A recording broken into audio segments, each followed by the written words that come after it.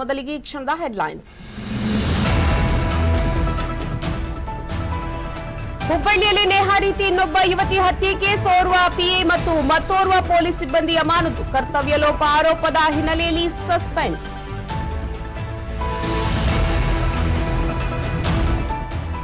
ಹುಬ್ಬಳ್ಳಿಯಲ್ಲಿ ಯುವತಿ ಅಂಜಲಿ ಕೊಲೆ ಪ್ರಕರಣ, ಇನ್ನು ಎಷ್ಟು ಹೆಣ್ಣು ಮಕ್ಕಳು ಬಲಿಯಾಗಬೇಕು? ಹೆಣ್ಣು ಮಕ್ಕಳು ಪ್ರಾಣ ಭೀತಿಯಿಂದ ತತ್ತರಿಸುತ್ತಿದ್ದಾರೆ ಅಂತ ವಿಜಯೇಂದ್ರ ಟ್ವೀಟ್.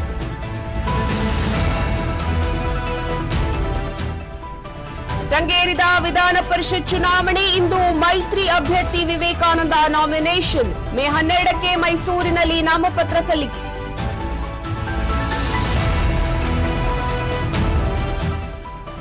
ಲಾರಿಗೆ ಬಸ್ ಡಿಕ್ಕಿ 4 ಮಂದಿ ದುರ್ಮರಣ, ತಮಿಳುನಾಡು ಮಧುರಾಂತಕಂನಲ್ಲಿ ಅಪಘಾತ, 15ಕ್ಕೂ ಹೆಚ್ಚು ಮಂದಿ ಗಾಯ, ಆಸ್ಪತ್ರೆಗೆ ದಾಖಲು.